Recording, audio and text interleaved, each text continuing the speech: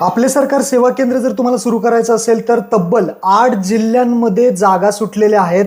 जाहिराती प्रसिद्ध झालेल्या आहेत. तुम्हाला जर माही सेवा केंद्र म्हणजेच त्याला आपण आपले सरकार सेवा केंद्र सुद्धा म्हणतो, ई सेवा केंद्र सुरू करून तुम्ही छोटा व्यवसाय सुरू करू शकता आणि महिन्याला पैसे कमवू शकता. हे ई सेवा केंद्र तुम्हाला कलेक्टर ऑफिसमधून मिळतं. हे एकदम मोफत आहे.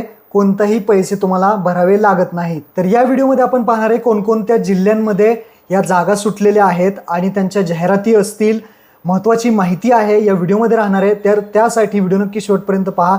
नमस्कार मित्रांनो, मी शुभम पवार, तुम्ही पाहताय मराठी कॉर्नर हा यूट्यूब चॅनल. तर चला मित्रांनो, व्हिडिओ सुरू करूया.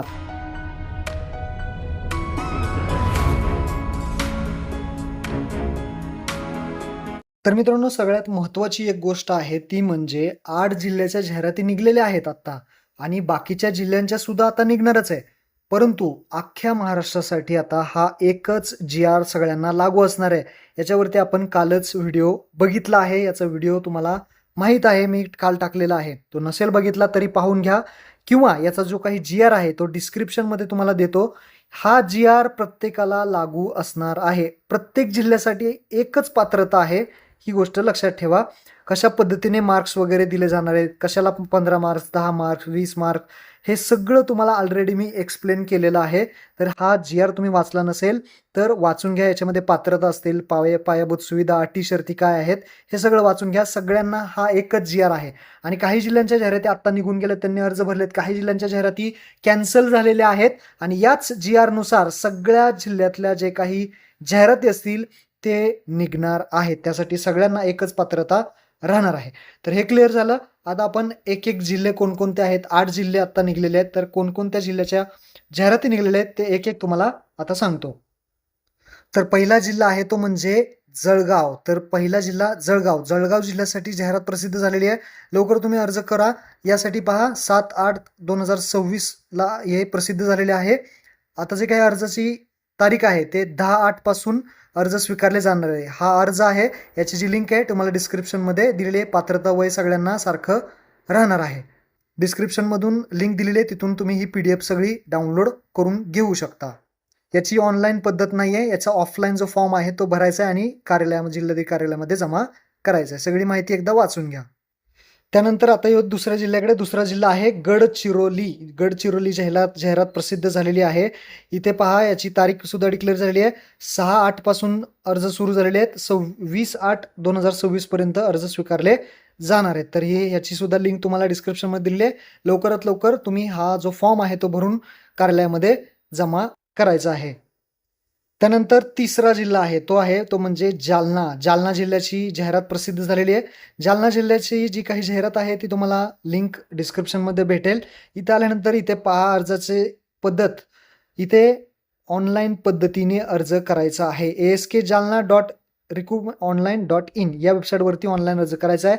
6/8/2026 पासून अर्ज सुरू होत आहेत आणि 20/8/2026 पर्यंत हे अर्ज संपणार आहे. याचा ऑनलाईन अर्ज आहे. याला कलेक्टर ऑफिसमध्ये जमा करायची गरज नाही. ऑनलाईन फक्त तुम्हाला भरायचं आहे. अशा पद्धतीने जालना जिल्ह्याची जाहिरात आहे. त्यानंतर चौथा जिल्हा आहे तो म्हणजे सातारा जिल्ह्याची जाहिरात प्रसिद्ध झालेली आहे. सातारा जिल्ह्याची जाहिरात हे तुम्हाला लिंक डिस्क्रिप्शनमध्ये दिली आहे. तिथे तुम्हाला सर्व जिल्ह्यांच्या जाहिराती मिळतील. 8 जिल्ह्यांच्या टोटल आहेत. हा आहे चौथा सातारा जिल्हा. याचे जे काही जाहिरात आहे ती डाउनलोड करून घ्या, सगळी वाचून घ्या. सातारा जिल्ह्याचे अर्ज स्वीकारायचा सुरू झालेले आहेत. हे ऑनलाईन पद्धतीने नाही, ऑफलाईन आहे. 5/8/2026 पासून ते 18/8 पर्यंत या कालावधीमध्ये तुम्हाला अर्ज स्वीकारायचे. त्याचे ठिकाणं कुठं कुठं अर्ज द्यायचे ते इथे दिलेलं आहे. नंतर पुढची जाहिरात आहे ते म्हणजे नागपूर जिल्ह्याचे सुद्धा अर्ज सुरू झालेले आहेत. नागपूर जिल्ह्याचे अर्ज ऑनलाईन पद्धतीने आहेत. ऑनलाईन पद्धतीने अर्ज सुरू झालेले आहेत. 3/8/2026 पासून अर्ज सुरू झालेले आहेत. शेवटची तारीख 25/8/2026 आहे. वेबसाईट आहे, हे पहा वेबसाईट सांगतो तुम्हाला. asknagpur.in या वेबसाईटवरती नागपूर जिल्ह्याचे अर्ज सुरू आहेत. तिथे जाऊन तुम्ही ऑनलाईन अर्ज भरू शकता. त्यानंतर 5वी जाहिरात आहे ते म्हणजे रत्नागिरी जिल्ह्यासाठी ऑनलाईन अर्ज इथे सुरू झालेले आहेत.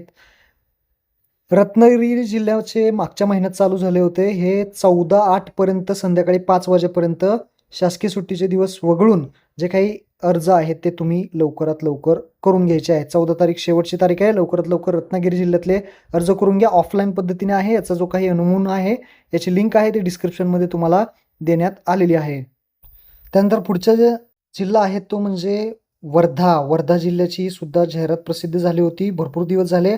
लवकरात लवकर ऑनलाईन अर्ज करा. ही लिंक 12/8/2024 सायंकाळी 6:15 बंद करण्यात येणार आहे. याची ऑनलाईनच अर्ज आहेत. ऑनलाईन अर्ज करू शकता तुम्ही. इथं लिंक दिलेली आहे डिस्क्रिप्शनमध्ये. तिथे जाऊन लगेच आपला ऑनलाईन अर्ज करून घ्या. आणि शेवटची 8वी जाहिरात आहे ती म्हणजे चंद्रपूर जिल्ह्याची आहे. चंद्रपूर जिल्ह्याचे सुद्धा अर्ज सुरू झालेले आहेत. याचे ऑफलाईन पद्धतीने राहणार आहेत.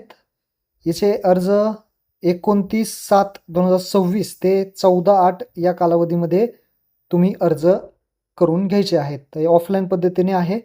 तर हा अर्ज डाउनलोड करून घ्या. लिंक डिस्क्रिप्शनमध्ये दिली आहे. अशा पद्धतीने या 8 जिल्ह्यांचे सुटलेले आहेत. पुढील जिल्ह्यांचे जर काही सुटले तर ते आपल्या चॅनलवरती तुम्हाला सांगण्यात येणार आहे. महत्त्वपूर्ण हा व्हिडिओ होता. टेलिग्राम ग्रुप जॉईन करून घ्या. महत्त्वपूर्ण अपडेट व्हॉट्सअप ग्रुप जॉईन करून घ्या. तिथे तुम्हाला मिळतील. महत्त्वपूर्ण अपडेट शेअर करा. धन्यवाद.